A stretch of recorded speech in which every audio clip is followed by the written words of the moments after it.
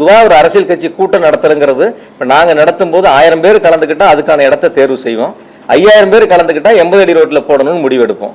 அப்போ ஒரு அரசியல் கட்சி எவ்வளவு கூட்டங்கள் வருகிறதோ அந்த இடத்தை தேர்வு செய்ய வேண்டியது அரசியல் கட்சியினுடைய கடமை. நாங்கள் அது வரைக்கும் அப்படி தான் பார்த்துருக்கோம். நாங்கள் 30 விழா நடத்தினோம். இப்போ சமீபத்தில் செப்டம்பர் 17 எங்களுடைய தலைவர் அவர்கள் வருகை வந்து சிறப்புரையாற்றினாங்க. அப்போ எவ்வளோ பேர் வருவாங்க? நாங்கள் ஒரு 2 லட்சம் பேர் 2 லட்சம் பேர் வருவாங்கன்னு எதிர்பார்த்தா 2 லட்சம் பேர் வந்தாங்க.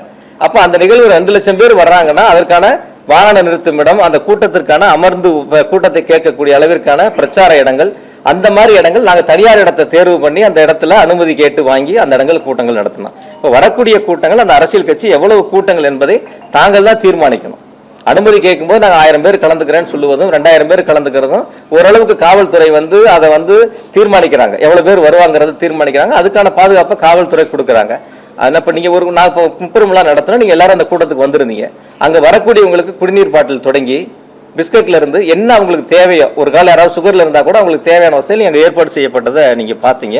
நான் அது குறையாக சொல்லலை. தயவு செஞ்சு யாருமே வந்து பத்திரிகைகளை அது குறைகளாக எடுத்துக்க வேணாம். நீங்கள் இதே வேலுசாமிபுரத்தில் சம்பவம் நடந்து அடுத்த நாள் பார்த்தீங்க. எனக்கு தெரிஞ்சு ஒரு 1000-2000 செருப்புகள் அங்கே இருந்திருக்கும். ஒரு எம்டி தண்ணி பாட்டில் ஏதாவது ஒன்று அந்த இடத்துல இருந்துச்சா? நீங்கள் யாராவது பார்த்தீங்களா? ஒரு குடிச்சா தண்ணி பாட்டில் எம்டி பாட்டில் கீழே தானே கிடக்கும். செருப்பு எப்படி கீழே கிடந்துச்சா அதுதானே இருக்கும்.